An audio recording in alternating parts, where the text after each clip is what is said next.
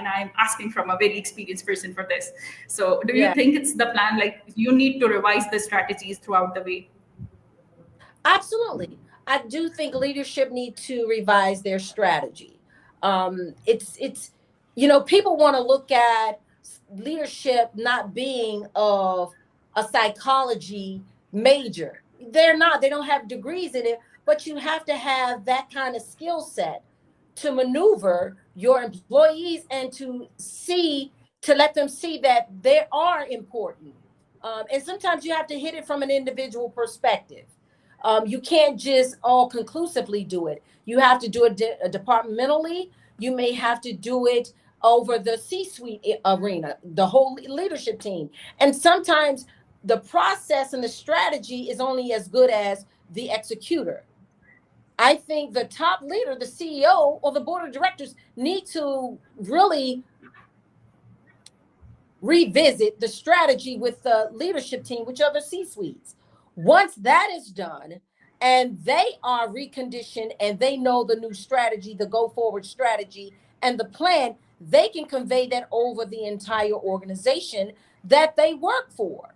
But again, businesses have to really look at their employees from a different lens.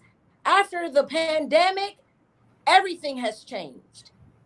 You can't go back to an old model because a lot of health issues happened True. on the job,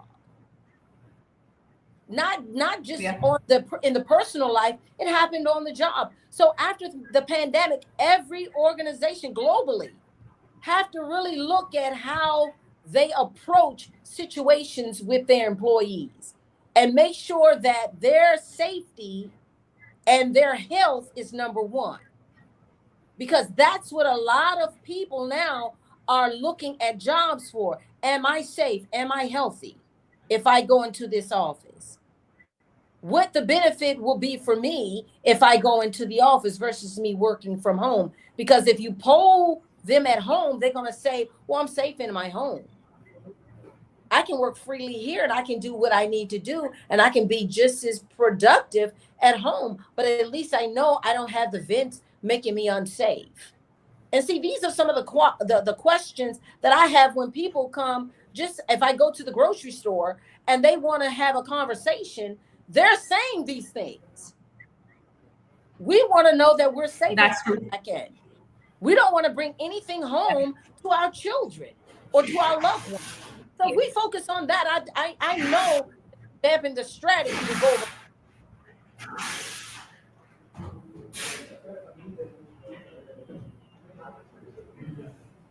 That's really true.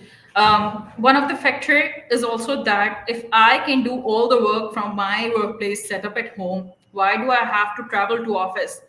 People and studies do suggest that an individual nearly spends about 30% of his or her life traveling from one place to another place to work, to go home, and everything.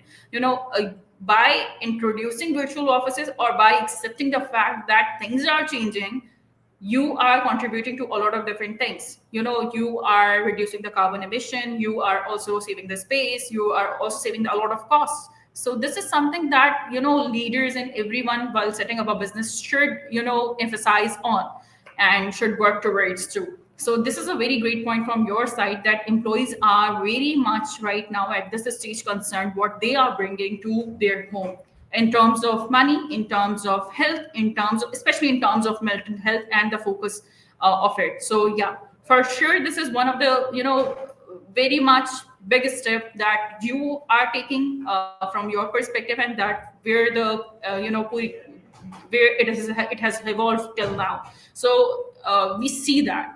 One thing that I would like to add at this point is when we talk about one of your quote that you were not looking for a job and you were looking for a career path. I'm not sure if I'm discussing it again, but this is something that was very intriguing when you said, we were discussing it backstage, and you said whenever you work in the field and you enter into the market, you opt any of the job that comes at your hand, and this is not something that I wanted to do. So this is all clearly shown in your career, in your journey, that you have chosen a path and you worked on it, and you are here right now with us, by bringing your app or bringing something, by contributing, greatly to the society. One of the question that comes from it is also about your being Queen Ambassador. So where does the title comes from, and what's the responsibilities of this with your title of being the Queen Ambassador of America? I was fortunate to be granted that title. Born and raised in the nation's capital of the Americas.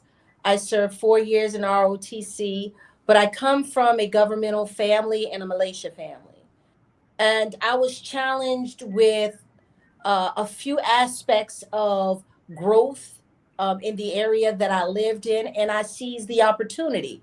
We are growing rapidly, businesses are coming here, but more importantly, that title is only tied to the legislative branch of the United States federal government.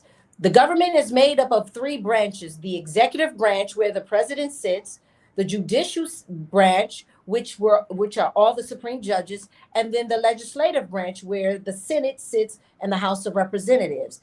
I am in that title, I'm more of an influencer of law. And I support the law that the senators and the House, which makes Congress, pass. I don't go against the grain. They were voted on, they were trained, and they were educated to make the best possible decisions about law. Once law is passed, I don't have no influence on the executors, which are the executive branch agencies. So again, and that's where the military sits, in the executive branch under the president. So again, my tie to the Queen Ambassador, it begins and ends with the legislative branch of the Americas.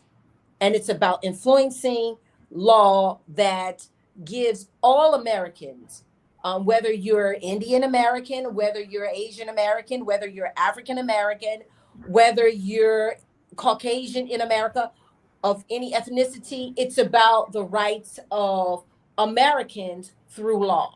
And that's where the Queen Ambassadorship comes from. This is a big responsibility, I must say. Lawfully doing things, and then this is something very intriguing as well. Whenever we carry some sort of a title with our names, we carry the responsibilities of it as well. And I think being a Queen Ambassador is not only something that looks fascinating by its name, it's really something that relates to the responsibility that comes with the title. So I was very much excited when I came to know that Queen Ambassador of United States would be coming on our podcast, and I was very much, anxious as well. How am I going to handle all of it? This, but this has been a very great conversation with you. Uh, Before ending this entire conversation, I would like to ask the very much, one question that I would ask every guest on our podcast, that any of the lessons that you have learned so far from your life and that you wanted to share from our audience or from me so that I can learn something. Any experiences? I would say the best experience that I can leave as a lessons learned is learn early what you want to be in life, as early as possible. And secondary education steers all in that direction. It took me a while to really know what I wanted to be, but it's almost like my career path took its own, it became a self propelled career path. I was no longer leading it, it was leading me. But that's not a bad thing. It's a good thing. I just wish it would have come a little bit earlier. But I would say I will leave that. Just make sure you hone in on what you want to be in life very early and be the best at it. Don't be second, be the best. And that's all I want to leave as a lessons learned.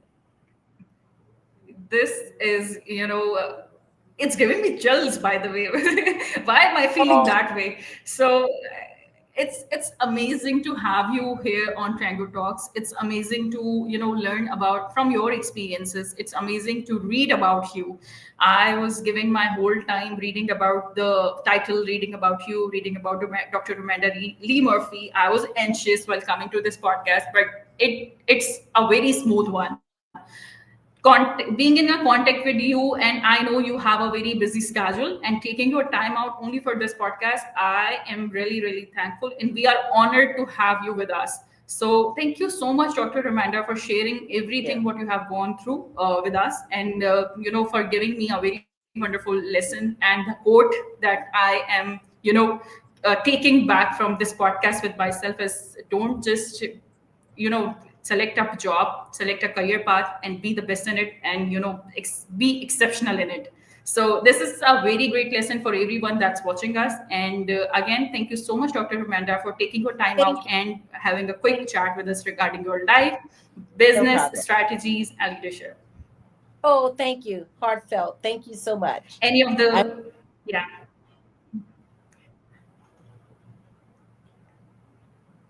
any of the ending remarks for us?